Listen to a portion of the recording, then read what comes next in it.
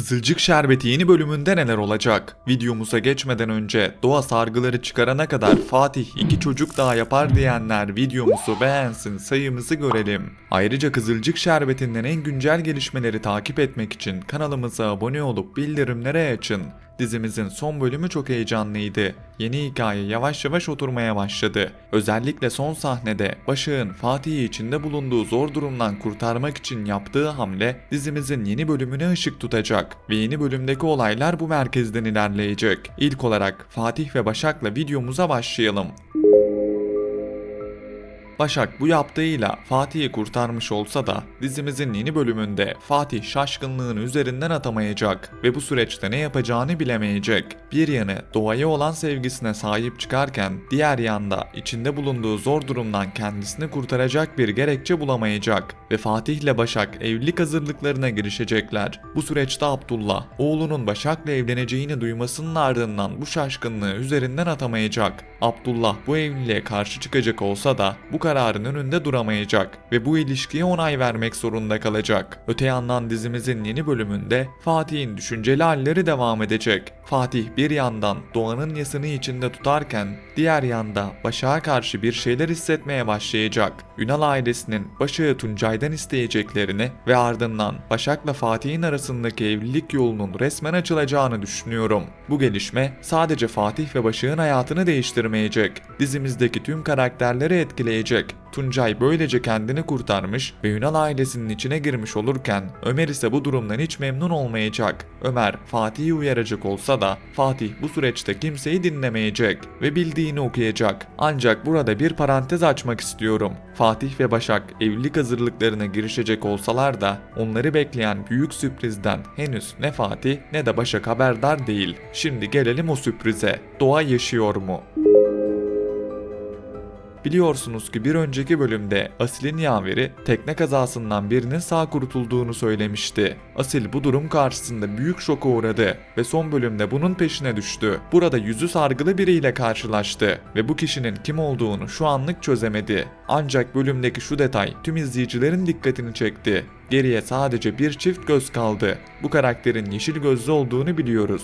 Başka yeşil gözlü kim vardı? Tabii ki de Doğa. Peki Doğa karakteri geri dönecek mi? Yüzü sargılı bu kişi Doğa mı? Gelelim bu sorunun cevabına. İlk olarak bu konuyu iki şekilde ele alacağım. Birincisinde yüzü sargılı kişinin Doğa olduğu hakkında. Diğerinde ise yüzü sargılı kişinin bambaşka olacağı ve bunun sadece heyecanı arttırmak için yapılmış bir hamle olduğu. İlk olarak bu yüzü sargılı kişinin Doğa olduğu ihtimali konuşmak istiyorum. Doğa karakterini canlandıran Sıla Türkoğlu sezonun başında dizimizden ayrılmak istemiş ancak sonrasında yapımcı Faruk Turgut'un isteğini kıramamış ve bir süre daha dizide kalmayı kabul etmişti. Ancak sonrasında bu isteğini yinelemiş ve yapımcı Faruk Turgut Doğa karakterini canlandıran Sıla Türkoğlu'nun bu isteğini kırmamış ve ayrılma isteğini kabul etmişti. Sıla Türkoğlu ise şimdiden yeni bir diziyle anlaştı. Bu da demek oluyor ki yüzü sargılı kişi Doğa olsa bile bu karakteri Sıla Türkoğlu canlandırmayacak. Bu konuda bu net haberi sizlere vermek istiyorum. Ancak burada şöyle bir durum görebiliriz.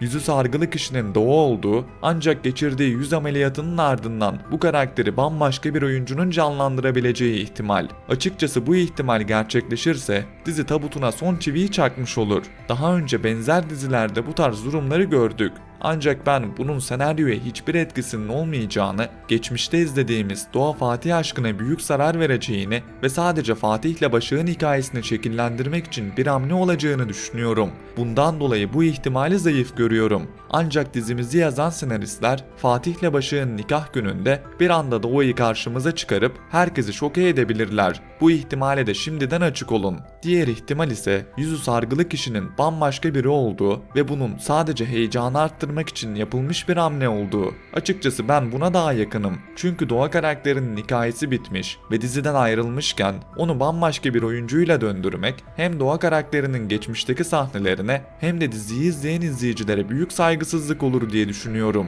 Bu konuda sizlerin düşüncelerini merak ediyorum. Doğa karakterinin dizimize dönmesini isteyen birçok izleyici var. Yorumlarda bunu görüyorum. Ancak Doğa dönse bile onu bambaşka bir oyuncunun canlandıracağını sizlere bir kez daha söylemek istiyorum. Peki Doğa karakterini bambaşka bir oyuncu canlandıracak olsa bile sizce geri dönmeli mi? Yorumlar kısmında düşüncelerinizi bizlerle paylaşın. Bu ihtimalden bahsettik. Şimdi gelelim Kıvılcım ve Ömer'e. Dizimizin son bölümünde sonunda Kıvılcım ve Ömer'i karşı karşıya sahnelerde gördük. Ömer Kıvılcım'la yüzleşmekten kaçıyordu. Ancak Kıvılcım daha fazla dayanamadı ve Ömer'in karşısına çıktı. Ömer ise bu süreçte kendi işleri ve Hikmet'in verdiği görevlerle meşgulken ne Kıvılcım'la ne de Kemal Bebek'le ilgilenemedi ve Kıvılcım burada haklı. Ancak Ömer'in haklı olduğu kısmı da unutmamak lazım. Ömer Kıvılcım'a çok kırgın ve onu kolay kolay affetmek istemiyor. Bu konuda Ömer'e haksız diyen yoktur. Kıvılcım henüz hiçbir delil kesin değilken Ömer'i ihbar etti ve Ömer bu neticenin ardından bir süre hapishanede kaldı. Hapishanede zor anlar yaşadı. Ömer'in yaşadıklarında Kıvılcım'ın büyük etkisi var. Hikmet'le tanışmasında bile. Bundan dolayı Kıvılcım'ın Ömer'e hesap sormasını çok mantıklı bulmuyorum. Evet, Kemal Bebek konusunda Ömer daha hassas davranabilir ve Hikmet'in görevlerini yapmak yerine oğluyla ilgilenebilir. Bu konuda Kıvılcım'a katılıyorum. Ancak Kıvılcım'ın diğer tepkilerini yersiz buluyorum. Ömer dizimizin yeni bölümünde Hikmet'in görevlerini yapmaya devam ederken bu süreçte Tuncay'ın izini sürmeye devam edecek. Tuncay'ın garip davranışları Ömer'in dikkatini çekecek. Ancak burada garip davranışlar sergileyen sadece Tuncay değil, Hikmet'in de ifadeleri çelişkili geliyor. Ben bu konunun arka planının ne Tuncay'ın aktardığı şekilde ne de Hikmet'in aktardığı şekilde olmadığını ve gelecek bölümlerle beraber bu sırrın ortaya çıkacağını ve bu konunun bir şekilde Ünal ailesine bağlanacağını düşünüyorum. Ve biliyorsunuz ki Hikmet son bölümde hapishaneden çıktı. Çok geçmeden Hikmet ve Tuncay'ın arasındaki yüzleşmeyi göreceğimizi, bu yüzleşmeyle beraber olaylara daha hakim olacağımızı düşünüyorum. Şimdi gelelim Emir ve Çimen aşkına. Dizimizin son bölümünde Emir ve Çimen annelerini tanıştırmış ve bu tanışma gergin anlara sahne olmuştu. Dizimizin yeni bölümünde Salkım Emir ve Çimen'i öpüşürken yakalayacak. Bu durum sonrasında muhafazakar bir karakter olan Salkım Çimen'e karşı soğuyacak. Zaten son bölümde de Çimen'in hem giyiminden hem de davranışlarından hoşnut olmamıştı. Aynı şekilde Kıvılcım da Çimen'in Emir'le birlikte olmasını istemiyor. Çimen'in önce eğitimini tamamlamasını, ardından çok daha düzgün biriyle olmasını istiyor. Ancak ne Emir ne de Çimen annelerini dinlemeyecekler ve çok geçmeden Emir ve Çimen'in de evlilik kararı alacağını ve bu ikilinin evliliğiyle beraber Kıvılcım'ın tekrar Ünal ailesiyle karşı karşıya kalacağını, buradan doğacak muhafazakar aile, seküler aile çatışmasını izleyeceğimizi düşünüyorum. Salkım karakteri dizimize ilk katıldığında bazı izleyiciler ondan hoşlanmamıştı. Ancak Salkım'ın hikayesi diziye adapte olmaya başladı. Açıkçası ben Işıl'dan sonra Salkım karakterini fazlasıyla sevdim ve Salkım'ın bir yandan Pembe'ye benzeyen davranışları, diğer yanda Pembe kadar gaddar olmaması bu karakteri sevmemize neden oldu. Zaten son bölümle beraber bunun yansımalarını reytinglerde de gördük. Dizimiz reytinglerde tekrar yükselmeye başladı ve düşüşü durdurdu. Açıkçası Salkım'ın hikayesi ve onun Kıvılcım'la çatışma yaşamasını izlemek benim hoşuma gidiyor. Bu konuda sizlerin düşüncelerini merak ediyorum. Salkım karakterini sevdiniz mi? Yorumlar kısmında düşüncelerinizi bizlerle paylaşın.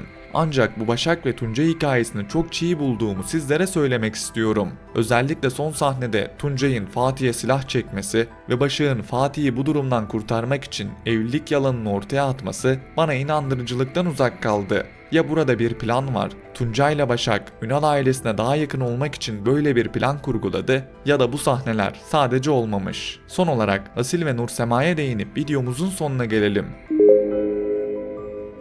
Dizimizin yeni hikayesiyle beraber Asil ve Nursema'nın birbirlerine yakınlaştığını gördük. Asil Nursema'nın dikkatini çekmeye başladı. Normal şartlarda 117. bölümle beraber Rüzgar karakterinin dizimize dahil olması bekleniyordu ve ardından Rüzgar'la Nursema arasındaki hikayeyi izleyecektik. Ancak Rüzgar'ın gelişi biraz ertelendi ve Rüzgar ilerleyen bölümlerde dizimize dahil olacak. Bunun ardından benim aklıma şöyle bir soru geldi. Acaba gerçekten de bir süre önce üzerinde durduğumuz ihtimal gerçek mi olacak? Asil ve Nursema arasında yakınlaşmalar mı göreceğiz? Ben burada izleyici tepkilerinin belirleyici olacağını düşünüyorum. Önümüzdeki bölümlerde Asil ve Nursema birbirlerine daha da yakınlaşabilir. Eğer bu sahneler izleyicilerin hoşuna giderse buradan doğacak bir birliktelik izleyebiliriz. Eğer bu sahneler izleyicilerin hoşuna gitmezse Rüzgar karakteri dizimize dahil olabilir ve Rüzgar'la Nursema arasında bir aşk izleyebiliriz. Bu konuda senaristlerin izleyici düşüncelerini dikkate aldığını belirtmek istiyorum.